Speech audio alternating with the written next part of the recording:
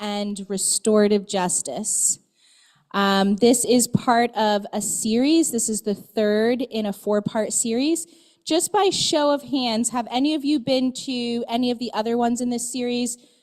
Okay, only 2 people. That's great. We have a lot of new people here with us today, which is awesome.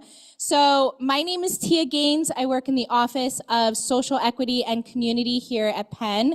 And because we have so many new faces, I will just take a couple of minutes to share with you a little bit about this program.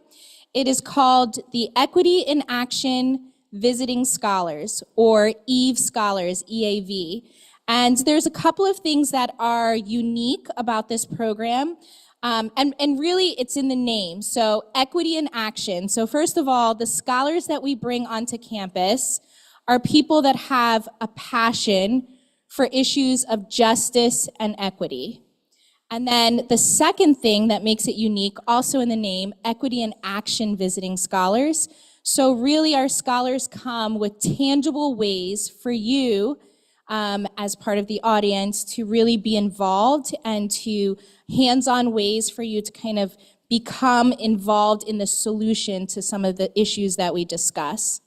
And the third thing that I would say that makes this program unique is that we bring in scholars that not only do they talk about issues of equity and justice, but they use the arts or creativity as the vehicle to talk about these topics. And so our artists, our visiting scholars are very unique that we bring in. We are super honored to have Shane Claiborne with us as part of our inaugural rolling out of this program, one of our first Equity in Action visiting scholars. And I want to take a moment to read his bio before he comes up here. It's a little bit long, but I really want to read it because it's important to have some context. Shane is and has been doing really important work for a long time. And so I just want to highlight the work that he's been doing. Shane is a prominent speaker, activist, and best-selling author, which, by the way, he has his books in the back, so make sure you visit that table to buy some of those books. Shane worked with Mother Teresa in Calcutta and founded the Simple Way in Philadelphia. He heads up Red Letter Christians. It's a movement of folks who are committed to living as if Jesus meant the things he said. Shane is a champion for grace, which has led him to jail, advocating for the homeless, and to places like Iraq and Afghanistan to stand against war. Now, grace fuels his passion to end the death penalty and help stop gun violence. Shane's books include Jesus for President, Red Letter Revolution, Common Prayer, Follow Me to Freedom, Jesus Bombs and Ice Cream, and more.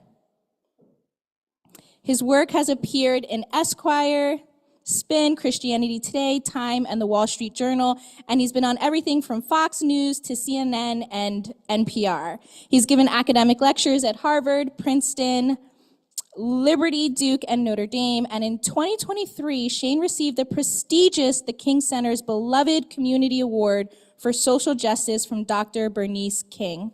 Let's give a warm round of applause for Shane Claiborne. Thanks. I got mine. I think I'm good, yeah. Well, I am excited to share the night with you, and I told Tia and Chaz and Scott and everyone, if I'm going to do this, I'm not doing it alone.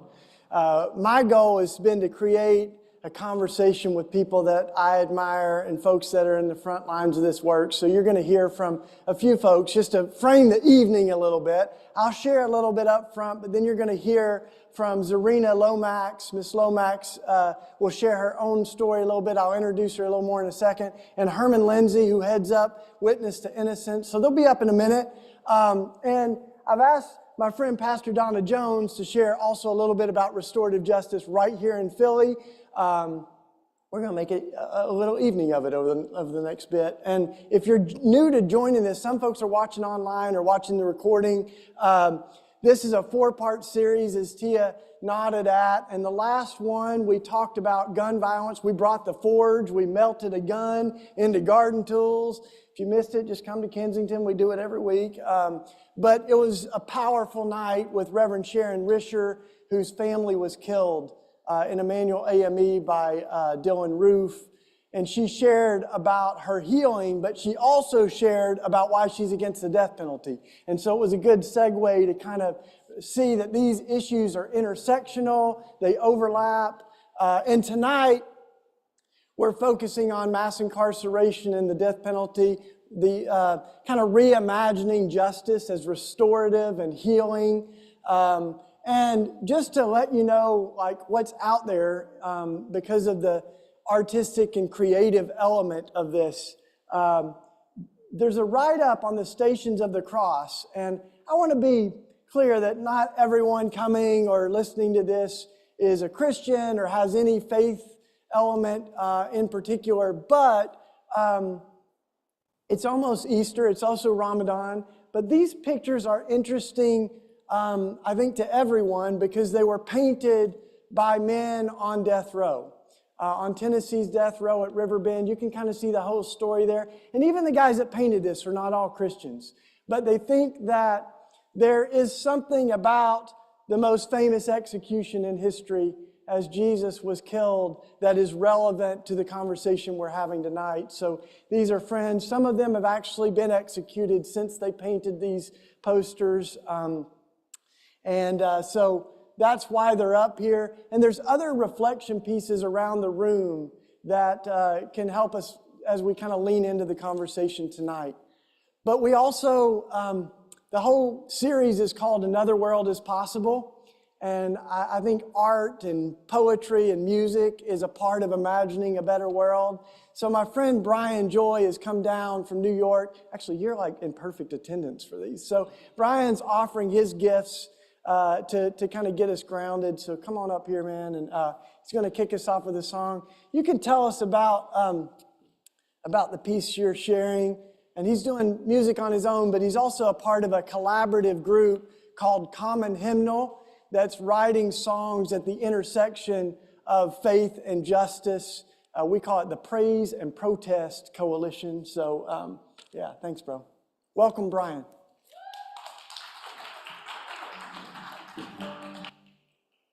Hello. Cool. It's an honor to be here. My name is Brian. I'm part of a collective of musicians called Common Hymnal from all over the world.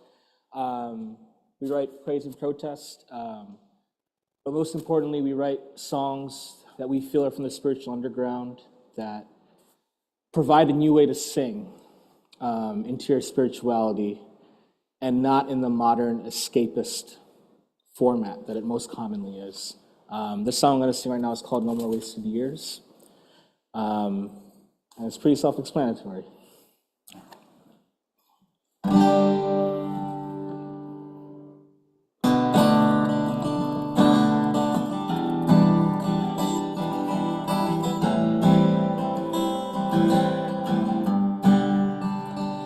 Let dry riverbeds call for rain. Let the dying soil breathe life again.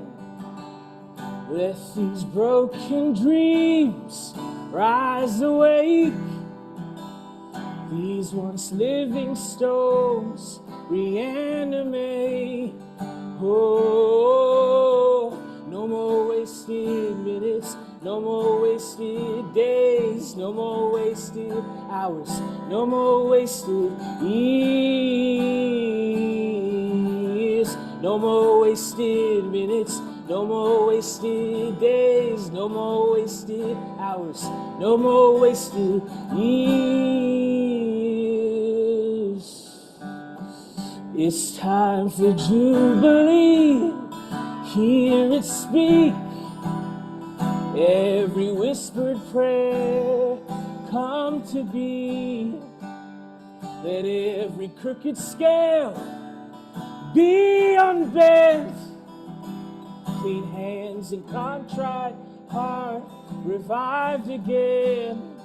Oh, no more wasted minutes, no more wasted days, no more wasted hours, no more wasted years.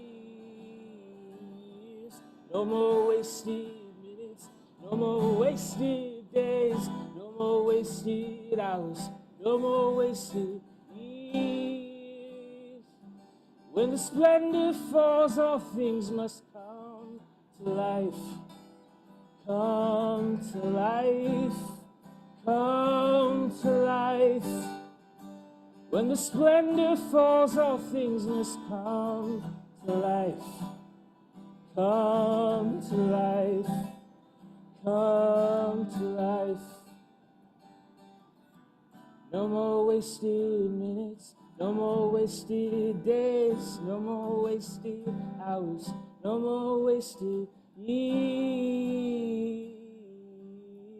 No more wasted minutes, no more wasted days, no more wasted hours, no more wasted years.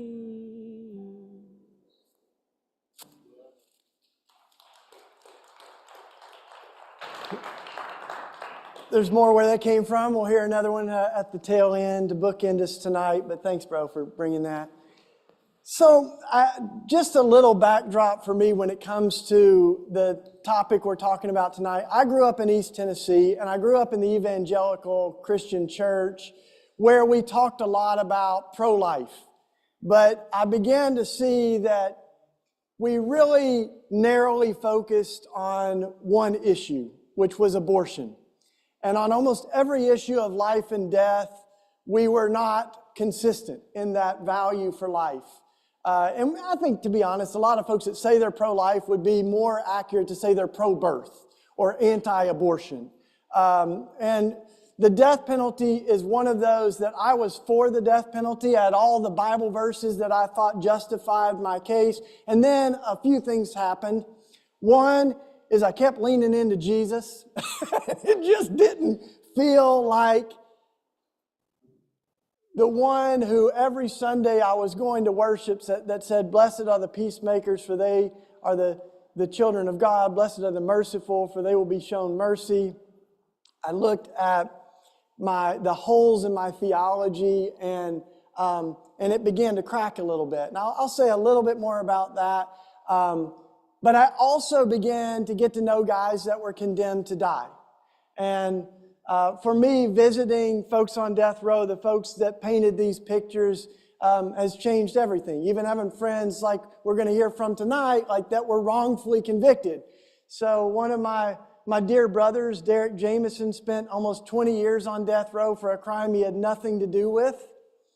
He had 6 execution dates, was hours from his execution. And then eventually the state of Ohio was forced to release all the evidence, and they knew he was innocent. So, there's stories like that, stories like Herman's that he's going to share tonight. But then there's folks that are guilty. And one of those made the lighthouse that's on the back table. If you're wondering why there's a lighthouse on the back table, that orange lighthouse was made by a man named Don Johnson, who I began to visit in Tennessee. And his innocence was not ever in question. He killed his wife very brutally, and he was very forthcoming about that. But as our friend Brian Stevenson, founder of Equal Justice Initiative, says, we're all more than the worst thing that we've ever done. And over the years, he tried to heal some of the wounds that he had inflicted. His daughter was the poster child for his execution. She said, "I want the freak to fry," talking about her dad. And over the years, I got to know both of them. It's kind of awkward at times, but I got to know his daughter through doing events like this where we would talk together, and I saw her process her own grief. And one of the things that she said is, I saw that my hatred for my dad wasn't hurting him, but it was destroying me from the inside. And she said, I went to visit him after 30 years without ever talking to him since he killed her mom. And she said, I went to visit him because I wanted to tell him off, get it off my chest, be done with it. And she said, but then when I did it, he began to listen, and something happened in that interaction that opened the door to new possibilities. And it wasn't easy, but her courage inspired me. It changed the whole countenance of Don as I continued to meet with him. And he was eventually executed, and I was with him the week of his execution. And I can remember he was kind of a charismatic guy, and I said, should we pray together? He said, yeah. And I said, how are you feeling? I mean, this is days from his execution. He said, I'm too blessed to be stressed. And we prayed together, and then, the ritual of execution is a sadistic, terrible ritual, and they put him in the death house, and he gets his final meal, and Don fasted. And he said, I want the money for my last meal to go to the homeless, mission to feed folks on the street. So he fasted from that meal. And then as the execution happened, you're given a final statement. And his final statement was basically, I want to ask forgiveness for everyone that I've hurt. And I've hurt a lot of people. And he said, and I want to extend forgiveness to these folks that are getting ready to kill me. And it reminded me profoundly of the words of Jesus when he said, Father, forgive them, for they don't know what they're doing, as he was being executed, right? And it was Don's faith that as he was being executed, he said, I want my last words to be a praise and prayer to God. And so he asked permission to sing a hymn called Soon and Very Soon. It goes, I won't sing it, but soon and very soon I'm going to see the King. There's no more crying there. There's no more dying there. I'm going to see the King. Those are his last words. And as I look at what happened through that execution, and I look at what it did to his daughter to create wounds on top of wounds, right? That the death penalty doesn't leave any room for healing or redemption. As Martin Luther King said, it is society's last assertion that we will not forgive. And so, as I've studied about justice, and I've studied, in seminary and studied Scripture, one of the things that you see is that the idea of justice and the idea of righteousness or healing can go together. And we're kind of conditioned to think of justice as what did they do wrong and what punishment did they deserve for the crime that they did. Criminal justice, right? Punitive justice. But restorative justice is asking a different set of questions. What harm was done? And what might heal the wounds that were inflicted? And might the person who even inflicted wounds be able to play a role in healing those wounds? And so the work of restorative justice is holy work. It's countercultural work. And one of the most well-known Bible verses in the world among Christians and non-Christians alike is an eye for an eye and a tooth for a tooth. And you may have heard of this, concept. It predated the Bible. It predated Scripture. And it was a law known as lex talionis. It's where we get the idea of retaliation. Our notion of retaliation, that you can return harm for harm. But scholars show that we have totally distorted and twisted its original intention. The intention of lex talionis was to limit the return of harm. So we might think of an eye for an eye, no more. It was to make sure that you didn't perpetuate the spiral of violence. So if someone broke your arm, you couldn't go break both of their arms and burn down their mom's house, right? It had to actually be reciprocal harm. It had to mirror the exact harm done for you. And so that was one way of thinking about justice. And that's why the scales often have, weight on them. So you could harm the person back in as much as they harmed you. And then it's very interesting to me because my Jewish friends have said, it's crazy how Christians have taken this Hebrew law and turned it into a license for revenge. And he said, Jewish folks don't even do that. And you guys have Jesus that you're trying to reconcile all this with, right? And he said, even the idea of execution. The death penalty has some roots in the Hebrew Scripture. He said in the Jewish community, we had the idea of the death penalty, but we almost never killed anyone because there were 40 different prohibitions that would block an execution from happening. And he said, the rabbis said, if we have more than one execution in 70 years, 2 generations, one execution, something's wrong with our society. And the death penalty is not going to fix it, right? He said, we've always had this kind of paradox of believing these laws are important, but also not wanting anyone to be killed. And he said, and then, like the laws that warranted a death penalty in the scripture, there are over 30 of them, right? Working on the Sabbath day was one of them. Sorcery and witchcraft is one of them. That's why we had the Salem witch trials, right? In the American colonies where like from those scriptures that were taken so literally, they said, we're going to, and so this idea has evolved over time. And of course, as we look at the evolution of the death penalty, it's hard to miss the fact that Jesus actually interrupted an execution of a woman who was caught in adultery, which was a capital crime.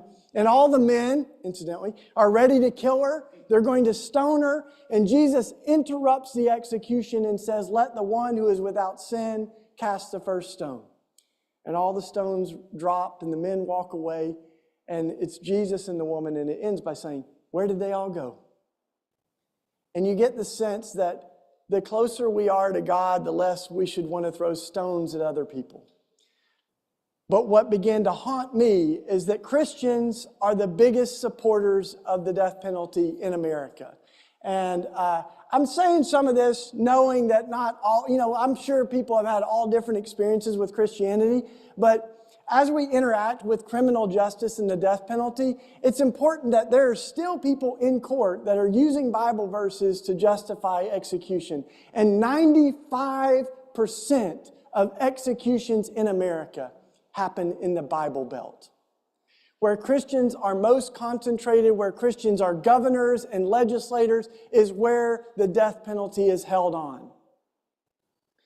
In my home state of Tennessee, where these pictures were painted, Bill Lee is the governor who goes to church every Sunday morning, worshiping the Prince of Peace, and then signing death warrants. And we still have the electric chair in the state of Tennessee, right? So it's also important, like, not is there only this spiritual element, because I think that the death penalty is a crisis in the Christian church, and particularly in the white evangelical part of the Christian church. When we end up being the ones who are justifying the death penalty from the Supreme Court all the way to the states, right? There's a problem there. But it's also important to talk about race, right? As we talk about criminal justice, as we talk about the death penalty, it's not only the Bible Belt, but it's also the states that held on to slavery the longest. Where lynchings were happening 100 years ago is precisely where executions are happening today. And the states that held on to slavery the longest are the states that are still executing. To make it plain, Texas is half of our executions in the country every year. And then those same states, I actually have a map that parallels where we have documented racial terror in the form of lynching and where executions are happening today, and they back, right on top of each other. But as we began to move from the kind of extrajudicial killings in the form of lynching and racial terror, we moved to state execution. And in 1950, just to flash back a little bit, African Americans were about 22% of our population in America, but they were 75% of the executions. 22% of the population, 75% of the executions. You flash forward, we haven't gone that far, right? African Americans are about 12 to 13% of the population, but still make up almost half of the folks on death row and over a third of the executions. Right now, as you may know, like, not only is it disproportionate with the executions, but it's also, of course, in our whole carceral system. The statistic right now is that we have more African Americans incarcerated than there were enslaved in the 1800s. Right now, every young African American boy that is born today, 1 in 3 can expect to go to prison. 1 in 3. So this is not about behavior. This is about the residue of racism and the legacy of slavery, the mark that has, still lingers in so many different forms, and the criminal justice system is certainly one of those. And as we think about the death penalty, it's impossible to separate it from that history of racism. But it's also important to be hopeful because, when I was born, most of the world was executing people. I'll just lay it out there. I'm 48 years old. And when I was born, most countries were executing. And just in this generation, almost all countries have begun to move away from the death penalty. And there's only a handful of countries that are actively executing people on an annual basis. And we are one of them. Listen to this. The United States globally is usually in the top 5 for the most executions of any country. We're always in the top 10. And the company that we keep is not good, right? Saudi Arabia, China, Iran, Iraq, Yemen, countries that their governments are not known to be the champions of human rights. That's the company that we keep in executing our own people. Thankfully, almost every year, a new state abolishes the death penalty. And Virginia just recently, a couple of years ago, became the first formerly Confederate state to abolish the death penalty. Pennsylvania, as you may know, if you're kind of wondering where we're at on some of this, that's why I put the fact sheet out there. It's really great to help you if you're just kind of thinking about how the pieces of the puzzle fit together. Pennsylvania, we still have the death penalty, but we haven't executed anyone in about 20 years or so. And so we now have a governor that has continued a governor-imposed moratorium. But a new governor could restart executions, right? And that's why we need to kind of abolish it once and for all. Pennsylvanians for alternatives to the death penalty has information on the back table, so we can talk a little bit more about that. The good news is that when polled, Americans want alternatives to the death penalty. A majority of Americans want to see other things. And I think we also got to think through what my brother Brian Stevenson calls death by incarceration, right? So it's not just about replacing it with life in prison without parole. It's about saying, do we believe in the possibility of change? Do we believe that someone can be different than the worst decision that they've made? Or are we stuck in this excessive punishment that we've so seen riddled and plagued our criminal justice system? So when polled right now, young people are overwhelmingly against it. So millennials, born after 1980, over 80% of, I was going to say us, but you are against the death penalty. But we've got work to do, right? There's a handful of states that are still actively executing. And it's only usually 5 or 6 states in a year that are carrying out executions. But there is a move to bring it back. And, let's not be dismayed that there, or be, live in the illusion that it won't come back, because there are states like Tennessee that brought back the electric chair. There are states right now trying to bring back the firing squad. There are states bringing back gas chamber executions that happened this year. So this is a real battle. And I think the death penalty is a way of breaking open a bigger conversation, right? So all of these other issues around restorative justice are so important. But the beginning point has got to be, let's end this thing, right? Let's stop killing people to try to show that killing people is wrong.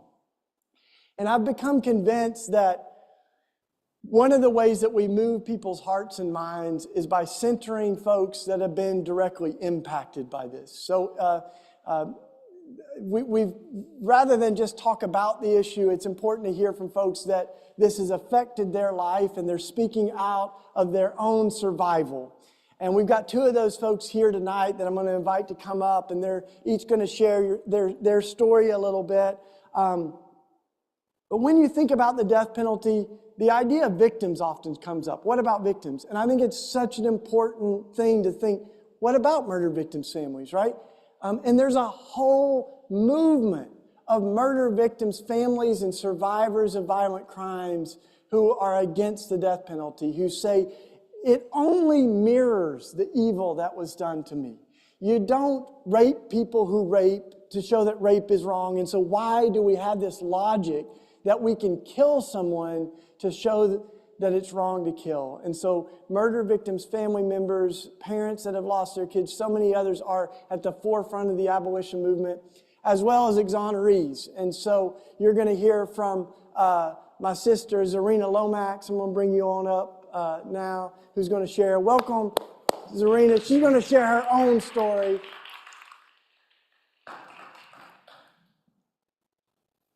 Come on up here, sister. And you can do whatever you want. You can sit or you want to stand behind here?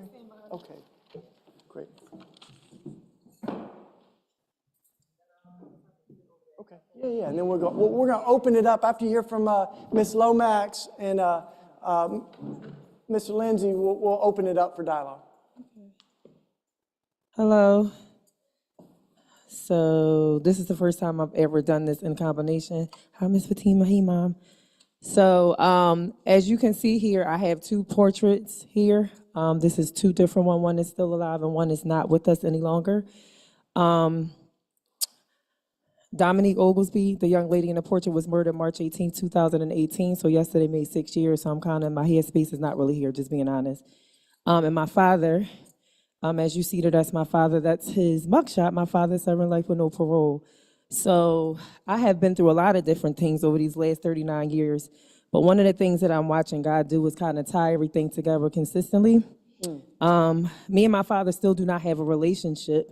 But it's interesting that you asked me about that because of the fact that I've lost someone and I'm able to understand what he did. So Grace, Mercy, and Restorative Justice is on the actual flyer. And I think that that's the perfect way of describing my life. Living through mercy and honor and offering mercy to someone, but also receiving grace, but also being restored through a lot of things I've experienced. So I'm big on definitions, so I'm just going to define everything and I'll just kind of flow with you guys. Mercy is compassion or forgiveness shown towards someone whom it is within one's power to punish or harm them. So I was born to a two-parent household like everyone would hope to be, but as you know, many things happen. My mother and my father decided to break apart in my early years. And as many of us do, we send our children to our loved ones because you have to work or things happen. So my mother did that, and she sent me to a relative's house who was my step-grandmother at the time, and my uncle as well. He used to watch me. Around that time, he's probably like 14 or 15. I think I was like 5. I was 16. Thanks, Mom. So she would send me over there all the time. Favorite uncle, loved him, and still do in a way. But as time went on, the grooming started at the age of 5, and then by the age of 6, as you all would come to know, he began to molest me. And by the age of 7, it turned into a full-blown, I guess you would consider a relationship at that time. I had an amazing mother that paid attention to her daughter. So around the age of 8, she asked me what was going on. I started kind of showing the signs. You know how it goes. Your kids are crying, they're withdrawn, things of that nature. I was always a really outgoing person. And I told her. But I didn't tell my mom there because I remember over that time, you know how unfortunately abusers do. If you tell, they're going to get upset. If you share, you know, your father's not going to be around. So I was really nervous to tell who it was. So I remember my mother taking me to the police station. My father and my mother was there. And to this day, I always tell her I can still remember the looks on their faces. And that was 30 years ago. But it broke them, and I could tell it really broke my father's heart because that was his little brother. So at 8, I did tell about me being molested. And as families do, they break apart because of that. I had a family on one side that said you keep it in the family. My mother came from a side that you don't, and I'm grateful for that. So we went to court. But I always tell people in regards to when you're talking about death, I feel as though rape is it's treated as though if you don't die from it, then it's not treated with a hard sentence. So fortunately, he just got an ankle bracelet. He had all the different people come up there and talk about how he was this star athlete, but we also had medical examiners and people saying that this young lady couldn't possibly be lying about this. So I guess you would say, he was on house arrest for some time, about 6 months. But I always tell people that I truly, honestly believe that rape is very so much like murder. It doesn't kill you physically, but spiritually and mentally it does. Your eyes is open to a lot of different things. That spirit of perversion is real.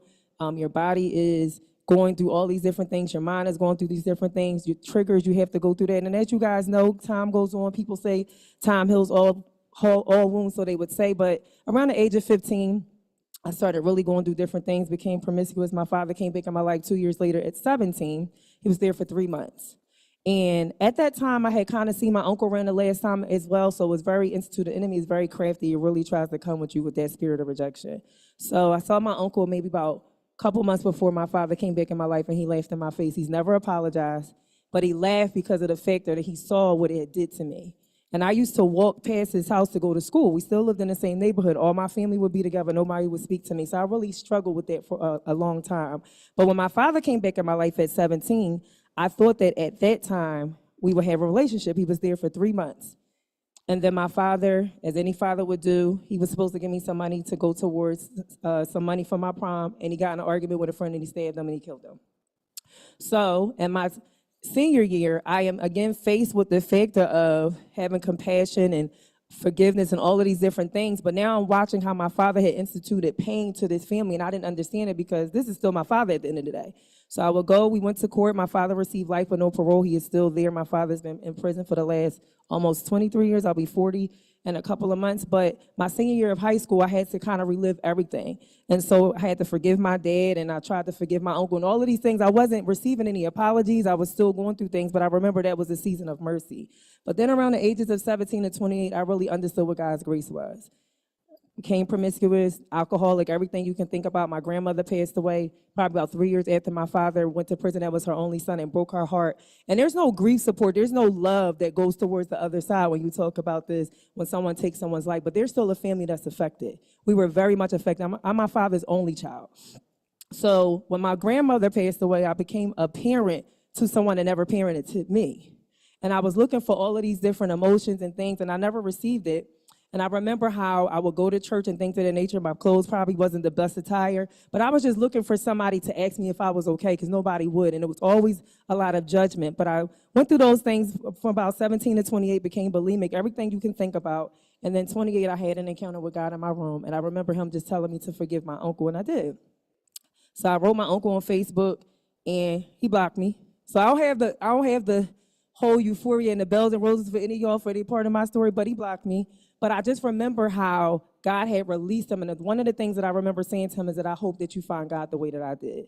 I went to see my father. I thought he was going to come out and give me this big hug. He asked me why I came up there. And kind of how, like you talked about with the young lady, when she came up there, it was 10 years since I had saw my father. So again, I was doing all of these things and thinking that these people were going to give me this love that I felt like I deserved. But then I remember in that moment, God showing me that he was my heavenly father, and that was all that I needed. And he had been giving me grace the whole time, because there was a lot of things that I was doing that really, honestly, I could have lost my life because of it. So I decided I was going to start a TV show, and I did.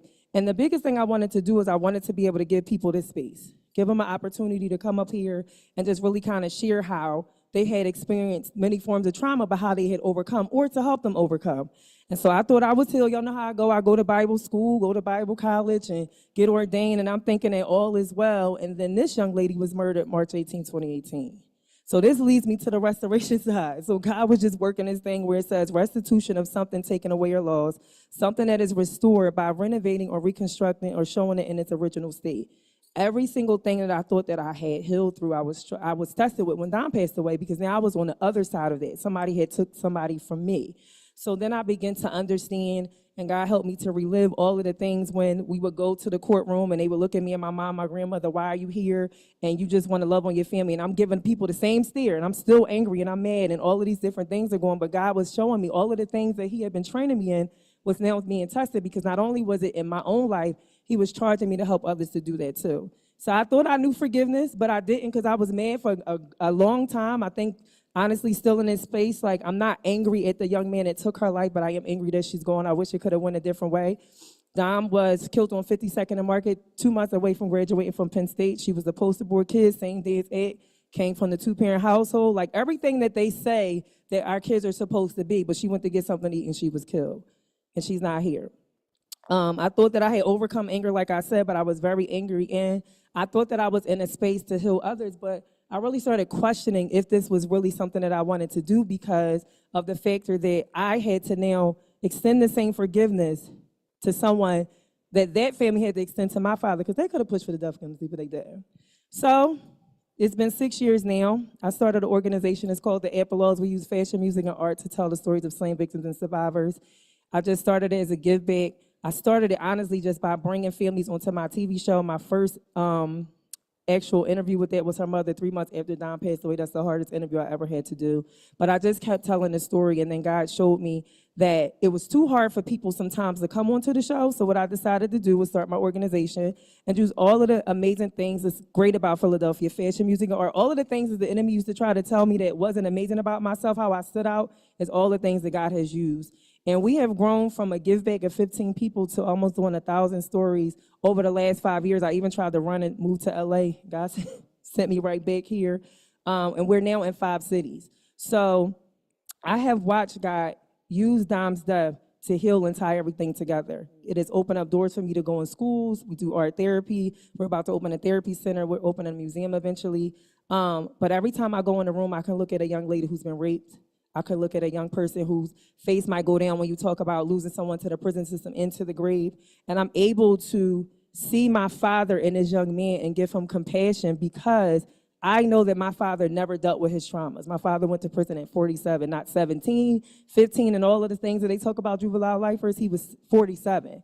But when I made that phone call and I told him I needed that money, that meant something to him because of the factor that he wasn't there during the time that I had, unfortunately, was raped. So I'm not saying that what he did was okay. However, I'm watching God still restore his life. A lot of times I ask God why we don't have a relationship and why things are how they are, but he always tells me that he's answering my prayer. One of the biggest things I always pray for my father's salvation. So I'm watching God do that. Even in the midst of all of the things that he said to me on the other side of it, I'm watching God answer my prayer because he's given him more time. So I don't believe in the death penalty, but I do understand now both sides of it. And I think that if families can truly, honestly look at the people who have taken their loved one's life the way that God sees them, it would be different. But it is very hard to do when, again, you're talking about something taken away or lost. But this is, again, where it kind of goes to humility, because we feel like people belong to us, but they don't. We know we're not going to live forever, but we feel like we are. So it goes to pride and kind of feeling like your will should be as well as God's will. But again, I have watched God restore over, I would say 1,000 stories was told, but hundreds and thousands of people, because all of these people had loved ones. We've packed the room out. We create a safe space for them, and we use art to pull them in. As you guys see, these pictures are very engaging. It always stops people. But when they find out these are people that lost their lives in a traumatic way, it always opens up a conversation, and God never ceases to amaze me. So it has been one of the hardest journeys of my life, but I know that God allowed this because he has opened up many doors for me, and one of the things that I needed to do was continue to extend grace to the Father that's still not in my life. So I appreciate you asking me. That's why I said yes, because I knew God was doing something with me. So God bless y'all. Thank y'all for listening to my story. You can sit. Yeah, thank you so much. We'll put that in. Okay. Yeah. Oh, actually, Herman's going to need it. So the next person we're going to hear from, thank you so much, by the way. Thank you, Ms. Lemons. Yeah. As we think about the criminal justice system and the death penalty, what we know is how bad the system gets it wrong, right? That right now the statistic is I had to change this after I wrote my book because it's even worse now, but for every 8 executions that's been carried out in America, there's been 1 exoneration. One person that was on death row that's been able to prove their innocence. And you imagine, like, if every 9 planes that took off, one of them crashed, we'd be like, okay, we got to stop flying. And yet we continue to have a system that kills, even though that's the track record. And so there's about 200 death row exonerees now. And Herman Lindsay is helping lead Witness to Innocence, one of the only organizations, or maybe the only organization that's led by death row exonerees. It's also hubbed here in Philly, although he came up from Florida. So he's going to share a little of his story, and then we'll open it up. Come on up, bro. Welcome, Herman Lindsay. Thank you, bro. I don't know how my story is going to compare to what both of them said, But as they say, I'm Florida's 23rd death row exoneree. The sheet in front of you has the statistics of exonerations on it. And if you look at the number 4th place, Florida is the number 1 leading with the most death row exonerees, and that is 30. Pennsylvania, PA is number 4 with 16. You know, a lot of people say that's a bad thing and that's a bad sign, but I like to look at the positive side of it is that shows the areas that are actually working to go out there and pull the innocents out of from behind the walls. So those organizations that's fighting, you know, it shows that Pennsylvania is fighting to bring those innocent people from the wall. So you should be proud for being there. Back in 2006, I was arrested for a murder I did not commit. It was a 12-year-old case. It happens in 1994 at a pawn shop, and a woman was robbed and shot. In 94, detectives came to me. When they came to question me, they was questioning me as, you know, how would you put it? Like, for instance, if you have a child or a friend that was involved in something and the police come and ask you, do you know, have he been acting funny? Or, you know, do you know if he was involved in this and stuff? I was never a suspect. 12 years went by. It was a cold case. They switched the detectives. A new detective come in the homicide department and wanted to make some, you know, he wanted to say he can do a job. So he came to question me. I had no problem answering the questions. And when he came and was talking to me, he was asking me questions, but I can remember from 12 years ago. And I bet if I ask y'all right now, 3 days ago, what did y'all have to eat? And I guarantee you can't answer. You know, how can I answer 12 years ago? And I'm like, I'm not sure. I don't remember. I didn't make up anything else to try to cover that up. I was honest. I don't remember. A month later, he went and used the evidence from Ronnie Loray, who was the co-defendant. Actually wasn't even co-defendant because they actually charged us separately. You know, they used the information they had for him to get a joint indictment, but then when they got the joint indictment, they separated and neither one of us is listed as co-defendants. Each one of us was charged separate with the case. But when they arrested me, I was kind of laughing because I'd have been in the system before. Okay, 45 days, you got to release me because I ain't did nothing, you know? And I thought that's the way it was going to be.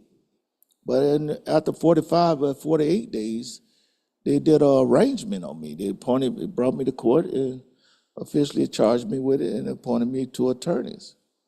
Now, when they appointed me 2 attorneys, I sure enough felt like I had a dream team. You know, I'm special. I got a murder case. I got 2 attorneys, and I didn't do nothing. I'm finna go home, right? And that's the way I felt, you know?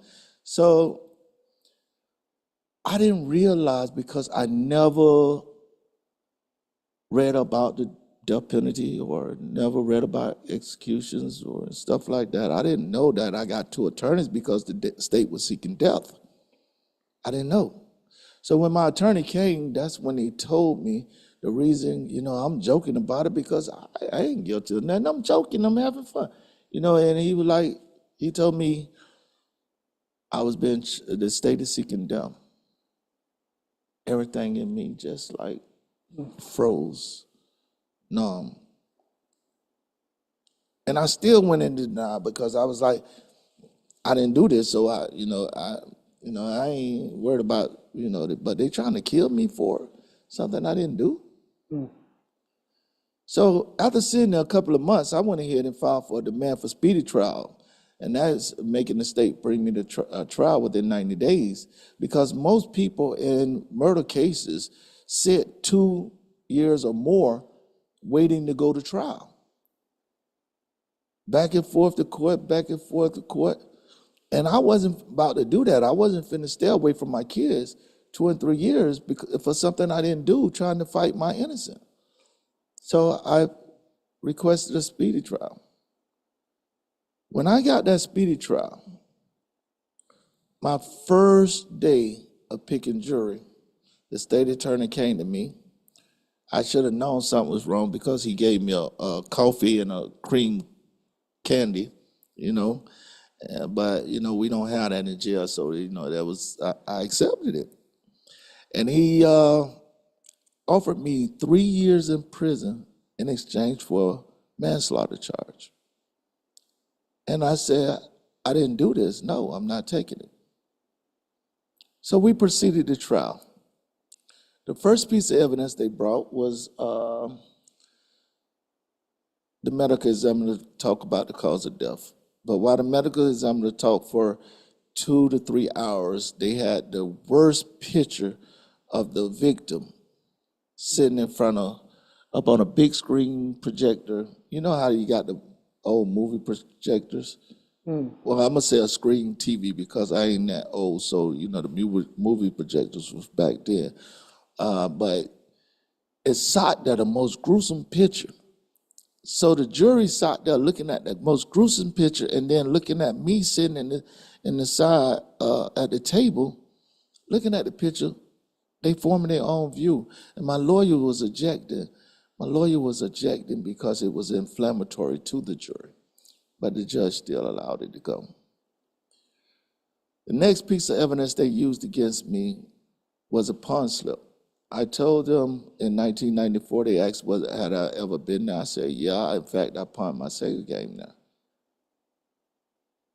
They brought that pawn slip and showed it up to the jury saying that I was there casing out the place. They wouldn't have never knew about the pawn slip if I wouldn't have been honest. But they said I was casing out the place, and they said I was there 2 to 3 days before the murder happened, but the jury never took time out to look at that the jury, that the pawn slip was actually 3 months prior to what had happened.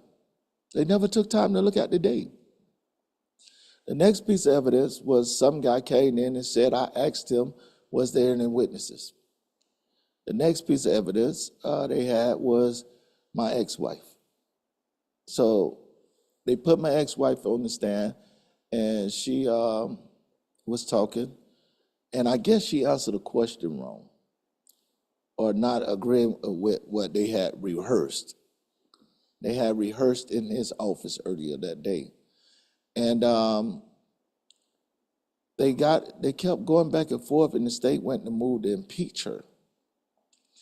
And then they went to get in an argument like they was married, and I was just sitting there, and I shouldn't have did it in front of the jury, but I began to smirk and laugh because I was like, dude, you're not gonna win. I was married to her. You know, I was married to this woman. You are not gonna beat her arguing. So I was like, you're wasting your time, dude. You know, you finna piss her off. It's coming. And that's what he did. He pissed her off. And the judge turned around and say, answer the question truthfully. She said, okay, if you want me to answer it, Your Honor, truthfully, the truth is that the only reason I gave the statement is because they told me Herman was going to get out and kill me. They tried to threaten to take away my kids. They kept harassing me at my job and at my grandma's house. And they told me they was going to give me a $10,000 reward that I never got. And that they told me what to say. Now, she said this in front of the jury, but it wasn't a red flag to the jury that, hold on, something ain't right in this case. You know, the last piece of evidence they had was a guy who was the prime suspect in 1994. He was the prime suspect in the case. The actual first detective felt like he was the actual one that committed the murder. And the reason being is because this person actually was arrested for similar crimes, including from robbing pawn shops and stuff, and including actually shooting someone in one of those cases. He ended up going federal for it. But every time the detective went to him for the 12 years, because one thing about a murder case, they keep records. Every time they investigate, they keep records. And every time he said he didn't know anything about it. But when the new detective came up, and him and the new detective some kind of way worked the deal out, all of a sudden he said that I was in a holding cell with him and I confessed to him. So with that evidence I just told you I had, there was no fingerprints, no DNA, nothing else. I got convicted for first-degree premeditated and first-degree felony murder. In fact, nobody even said that they ever seen me with a weapon while I was at the scene. And we had special jury instruction where they say check the box if you believe Herman Lindsay was actually a gunman, and the jury checked the box. So I don't want to take up too much time because we're running behind, but two things happened after that, after I got found guilty. The key witness was put in the holding cell with me twice. The last time he was there, it was 35 inmates, 4 officers and a lieutenant. And they allowed me and him to sit there and talk, and he told me and everybody else that me and him never had that conversation. And that was the state prime evidence. That is what they were standing there basing their case on. And we tried to use that to show that he was lying. And he also admitted that he made a deal with the state to get his time cut off and everything. And we tried to move for a new trial, but the judge didn't grant it. And I ended up going to the death penalty, where in the death penalty phase, I ended up receiving a death sentence 8-4 in Florida. I can still remember the judge saying, "We, the people of the state of Florida, hereby sentence you to die by lethal injection." You would never hear a judge, when they sentencing anybody, say this court or I the judge or I the legislator. They would always say, "We the people of the state." And that's what makes me get up and pay attention to that very title right there, "We the people." And I'm like, most people don't even know who I am. Most people don't even know what the death penalty is. And then I went to thinking about things, and when July 2009 came, my case came, the first case in the history of Florida where all 7 Florida Supreme Judge courts ruled I shouldn't have never even been convicted. They said it seems like the state witness had more to be used against him than me. When I was released, I didn't want to talk to anybody. I didn't want to, I just wanted to be left alone. I didn't know how to deal with anything. And the sad part about it is when you release from, in Florida, at least in Florida, Florida do not compensate exonerees. They do not compensate exonerees. So we have no way of dealing with the trauma or rehabilitating in there, So most people don't know that if you look it up, the justice system was designed in a way to bring people to justice. And you know what? How they dealt with justice there. They would bring you to court to just make you shame so you won't do it no more in the community. Now it then turned into a business. Right. Yeah. It then turned into a business. Yeah. And the death penalty is the number one business of it because, they charged people extra money for nothing. It's like a life sentence is what, maybe $1 million cheaper? Most people don't know what it takes to process a death penalty case, how much money. Think about all those years that those people are not executed. One of the reasons they're not executed is because they have an appeal process. And we have to pay for the attorneys for that. We have to pay for the psychological and experts, witnesses is in that. And it's just overtaxing. But one of the main reasons I choose to speak is because I was angry at what happened to me. But I went and spoke at a Catholic church in St. Augustine, Florida, and I had to do 4 Mass. And the father there referred to me as the modern day Judas, and I got pissed off because I was like, Judas is not a good person in Yeah, the that Bible. story don't end well. Yeah, it did well. But after he talked to me, I began, and the thing about it was Mercy Sunday that I went to do the, and the thing about it, I learned, how can I expect God to forgive me if I can't forgive others? Then the second part I learned is that I am blessed that I was wrongfully convicted and sentenced to die. And the reason being is because my case was only a 3-year term to be arrested, and that's unusual. You be arrested, tried, sentenced, and released in 3-year period. That's not common. I've never seen it happen. And I've tried to find cases, it's never happened. So it showed me that God took me through what he took me through to be a voice.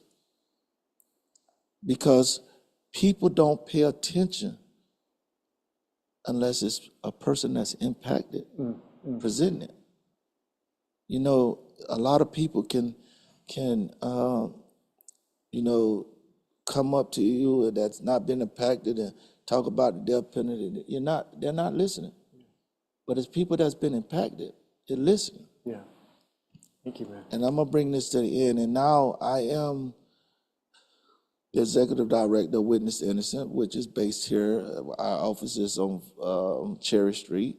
We was originally started by Sister Helen Preju. We are an organization based of death row exonerees from around the world now, because now we even connected to Taiwan and other countries that has exonerations. And my main goal as executive director is to do as many events as possible, because if I ask you this question, and I do want someone to guess, what do you think is the number one cause of wrongful conviction? Can I guess just a couple of people to tell me? What'd you say? Race. Police and prosecutor misconduct. Anybody else want to take a try? What is the number one cause of wrongful convictions? You wanted to eyewitness testimony. Anybody else? Bias. Huh? So you said bad representation. So we got prosecutor misconduct, we got race, we got bias, we got all those things. But I'm gonna tell you something. All of those things don't happen in all wrongful convictions. The number one cause of wrongful convictions is what? The jury got it wrong. All those factors that each one of you told plays a part into the wrongful conviction, and that's only because the jury, most people that go to jury, they don't want to be on the jury. They don't want to be on the jury. Some of them don't even know what it means beyond a reasonable doubt. Some don't realize when the judge tell you you got the right to ask questions, you can ask questions.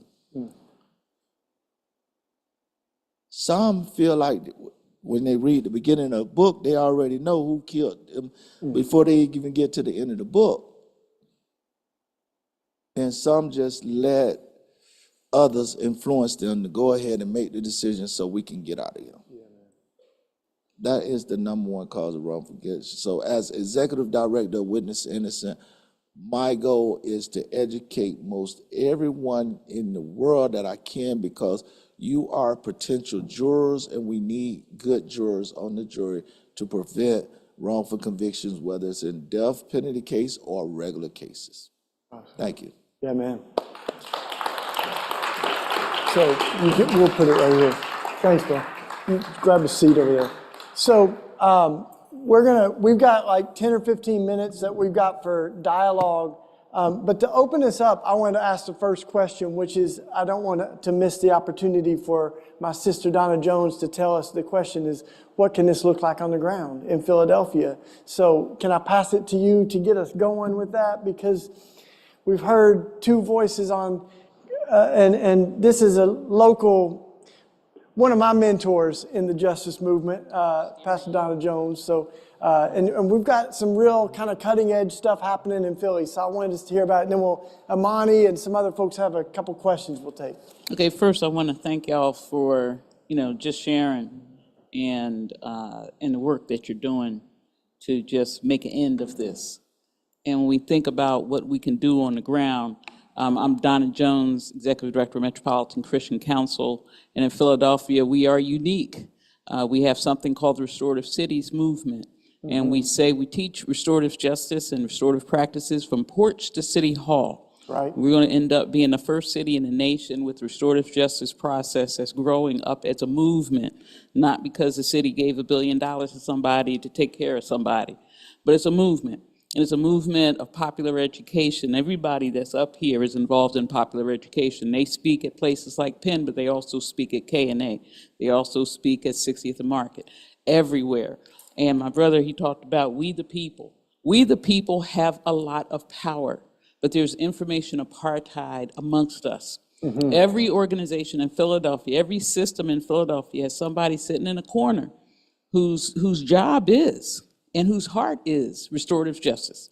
We could be talking about the DA's office, the school district, everything.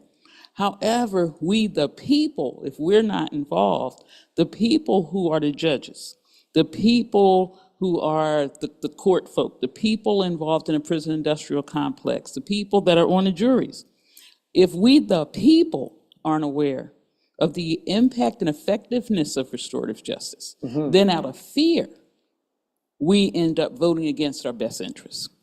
So I want to just lift up the power of the people. I want to lift up the responsibility we have to share what we have learned, because the transformation of justice in our city and in our nation and our world, it happens grassroots. And we, the people, are those people. We, the people, put people in jail. We, the people, cause the executions to happen. We can't point at everybody else, but it means we, the people, have to participate. Restorative justice, restorative cities initiatives, so many other good products are going on in the city. We have to make sure we're spreading the word, and I'm thankful for Penn and for Brother Shane and I said when I sat down, I was not going to remember names, so I apologize in advance, but I do remember story. Yeah. And I thank you for that. I will share the story, and I will continue to share the story. Thank you. Do you want to say anything about ways people can get involved? Did you bring anything with you, or website or anything like that? How long, oh Lord, must you know me, Brother Shane? Metropolitan Christian Council of Philadelphia. We are our name, www.metropolitanchristiancouncil.com. We train everybody in restorative justice, from the littlest to the eldest. And just one quick fact. Number one, I'm sitting right here. If you want, you can get my information. It's easy to do. Just stop over. Yeah. And that's the best way to do it. Awesome.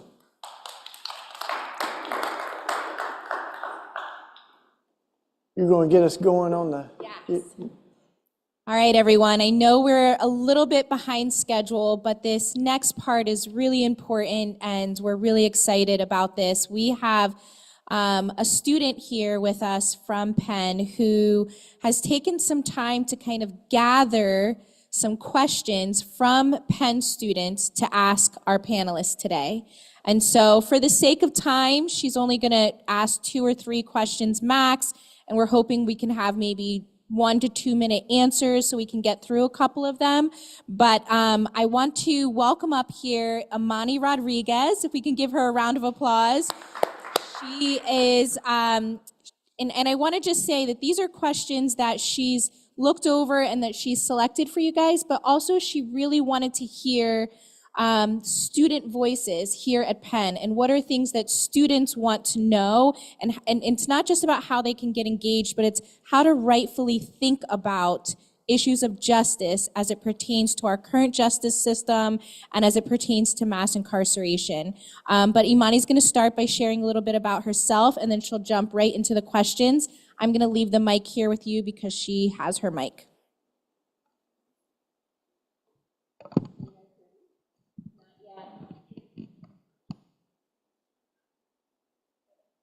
There we go. No? Yeah, there you go. Okay, now? Okay. Thank you. I am Imani. I'm a junior here at Penn. I'm studying psychology as well as international relations and anthropology. But as of late, I've taken a real interest in like human rights issues. And I'm actually going to be doing work with the PADP this summer, Pennsylvanians for Alternatives to the Death Penalty. All right. So I was very excited to be here today. So for the first question, I can pose this to both of you guys. Students wanted to know if you guys think that there's a possibility of the justice system, specifically here in the U.S., ever being equitable, ever being, fair and equal for all. I mean, it's really a simple question now.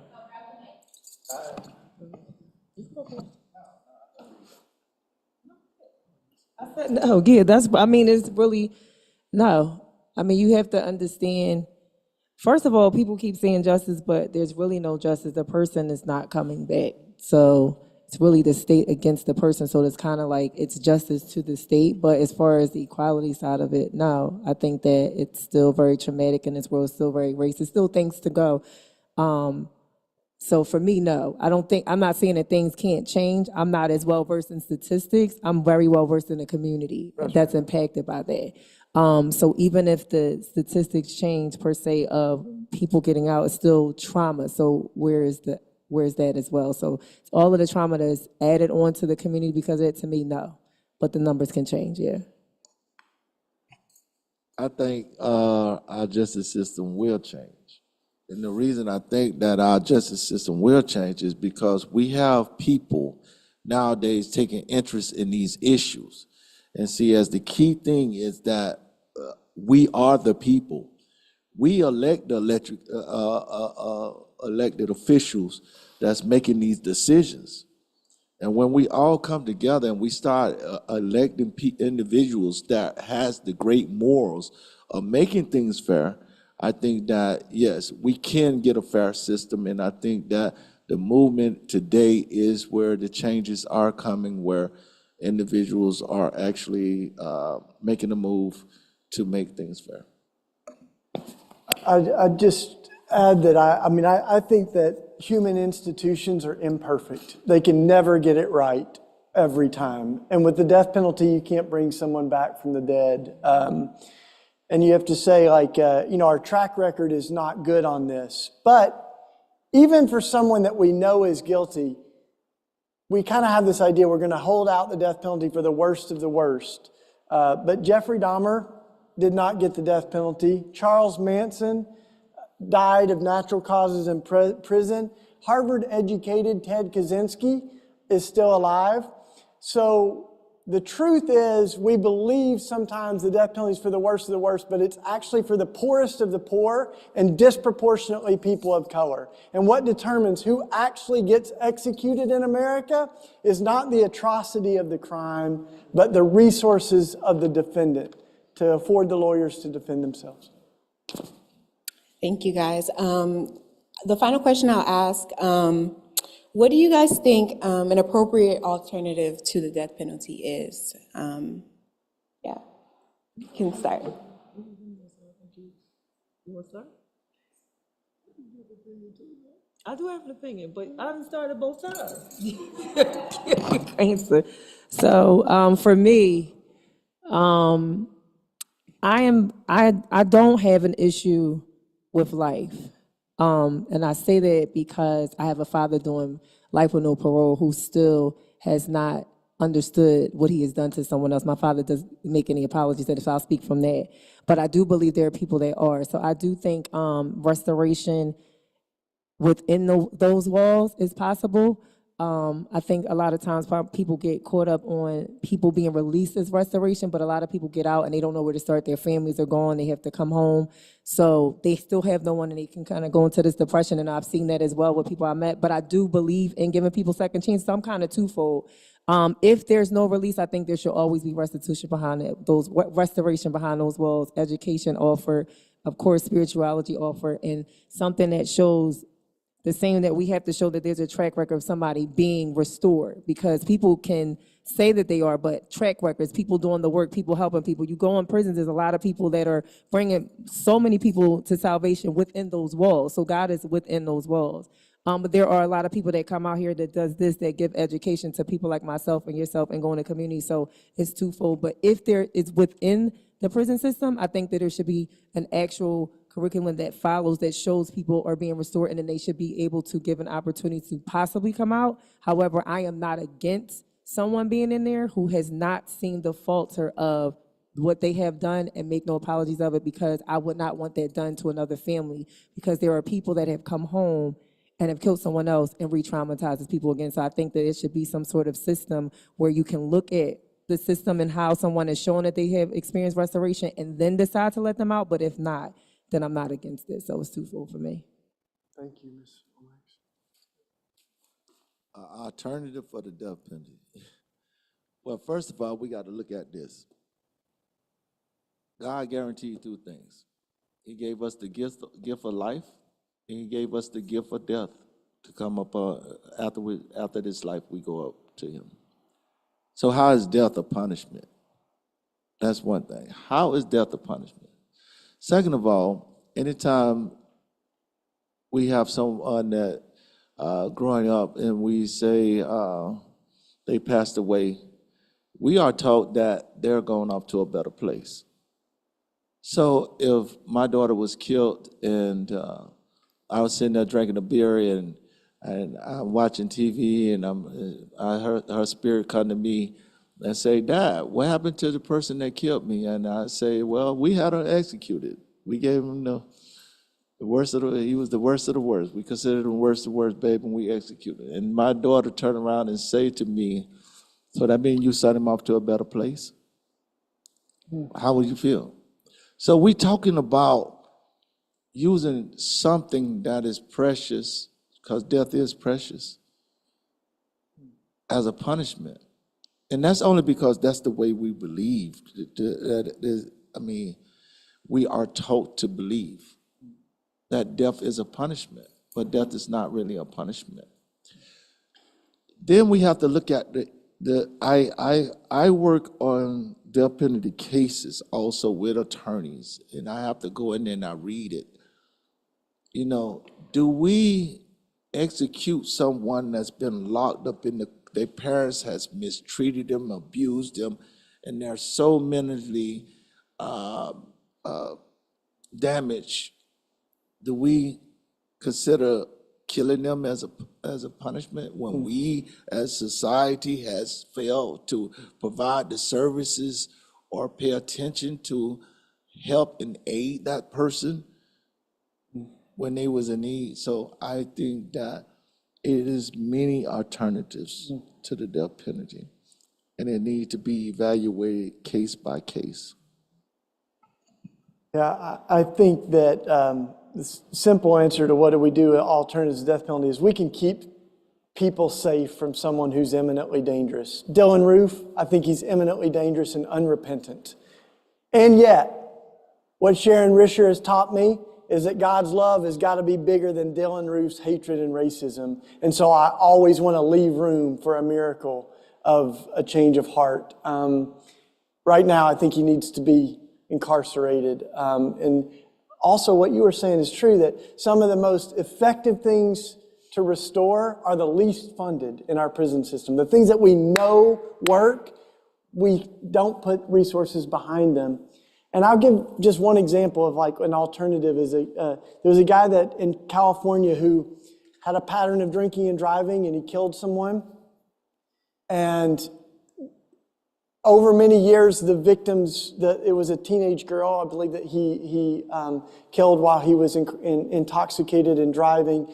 And yet her family began to see the change in his heart and in his life. And they thought, is the best we can do leaving him in a cage to relive the worst decision he ever made?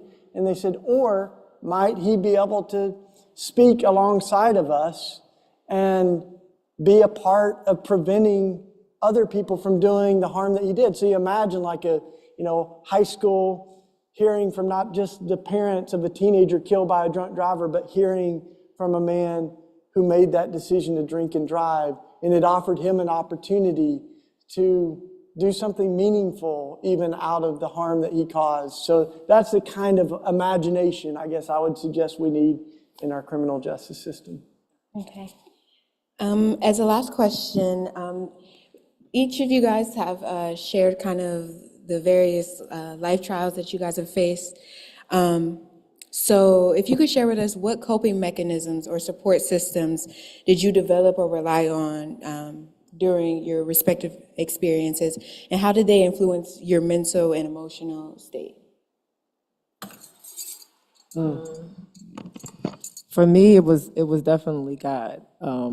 It's the only reason why I do what I do, because this work is not easy. The moment that I had an encounter with God for real in the room by myself is what helped me. I used to try to journal and pray and do everything else, but the moment that I was at a space where I was really ready to hear, not just about what happened to me, but about how I was allowing it to control my life and how I had a part to play in it as well. Because sometimes we like to point the finger at other people, but those people were no longer in my life. So who was the common denominator? But absolutely, my relationship with the Lord is the only thing that had helped me, sustain me, and keeps me here now. I do believe in getting a village. I've watched God change my circle numerous times since I decided that. So I have had people that were around, but there was no grief support for when my father went to prison. It was grief support when Dom passed away. It's two different things. So in a sense of what you guys talk about, the media, and sometimes people are attracted to what sounds good. Gun violence and all those things are constantly put in our face. So that's where all of the funding is going, to grief support. But it's not cute to fund when you see somebody that's a perpetrator, because in a sense you kind of look like you're supporting that, but they still have families too. So at that time I really didn't have any support, and so that's why I say God. But I will say on the other side of it with Dom, I have a whole plethora of support of people in the community, and I have my family. I had my mom. I had some of my friends. Your friends become family, and I have mentors as well, even now to this day, that are in the room and that come and support me. So I won't say I didn't have any family support, but the biggest support is always going to be God for me, because your family, your friends, and community can help you get to the point, but you ultimately have to make the decision to go towards healing or stay in that place of trauma. So I had to make the decision with God and move to where He had called me to be. So that was for me. Mine is simple. I keep in mind that I believe God took me through what I went through to come out here and be a voice. And the fact that, it's very difficult reliving what you've been through, but there's people out there that need to know what you went through to, help grow or heal. So that's something. Mine's simple. Thank you. Right. Thank you, Imani. Yeah. Of course. Thank you. And thank you so much. Just as we prepare to close, the next one of these, the last of this series, is going to be next month around militarism and war. It's called In War We Trust. And my partner for that one will be Ben Cohen from Ben and Jerry's Ice Cream, and ice cream will be served. So we'll have all that up April 11th, is that right? It'll be on our April 12th, that's right, Friday, April 12th. But because, art and music is such a huge part of change, we've got Brian who came down, who's driving back to New York tonight, so he's going to close us in a song. Come on up here, brother. One more welcome for Brian as he comes up to sing us out. Please hang out for a minute. Look at, meet these guys. Look at the stuff that we put out.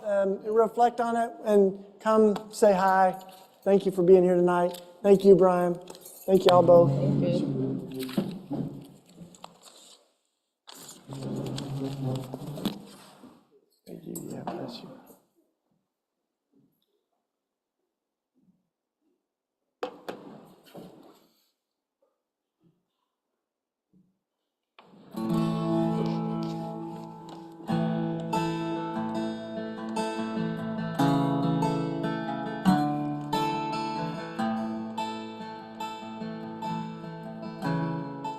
The kingdom is yours.